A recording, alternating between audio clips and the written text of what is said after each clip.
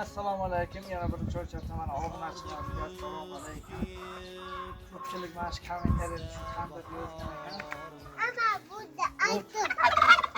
Bu tandirimizga 10 yillar bo'lib qoldi.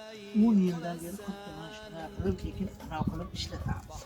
Bugun mana havo yaxshi bo'lgani uchun qo'shib qo'yaylik. Yana ko'pchilik aytgan gapida ba'zan aniqni gapiga yaxib chiroyli shu qo'yamiz.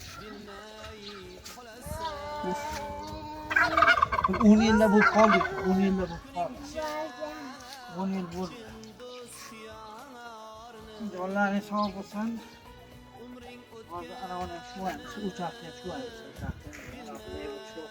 Endi havosi ya. Hadicha nima deyapsan?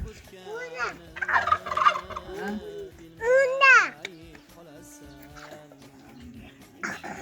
Shu qo'yamiz. Ama bu iyi. Aman buning qilasan. Ama bu iyi.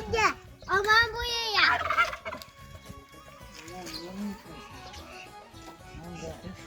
Ama şu hep soğuklar. Ama bu attım. Ay, ne oluyor lan? Hep просто eskiligi uchun o'pilib ketaveradi. Mana shuni sho'ramiz 50 marta sho'ramiz. Yani şu var.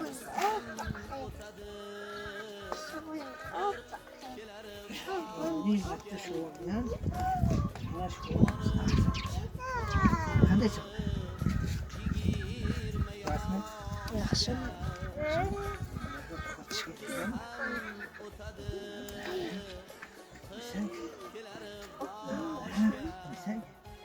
Yaxshi qolsa uçardı qo'yaylik. Uçardı qo'yaylik bejolarni. Qozonga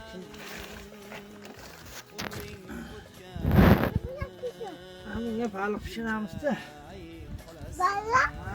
Baliq pishiramiz. Baliq pishiramiz. Okey babaya. Nasıl mesela? İlk de baliq olib kelamiz. İlk de baliq olib kelamiz. İlk de baliq olib kelamiz. İlk de baliq.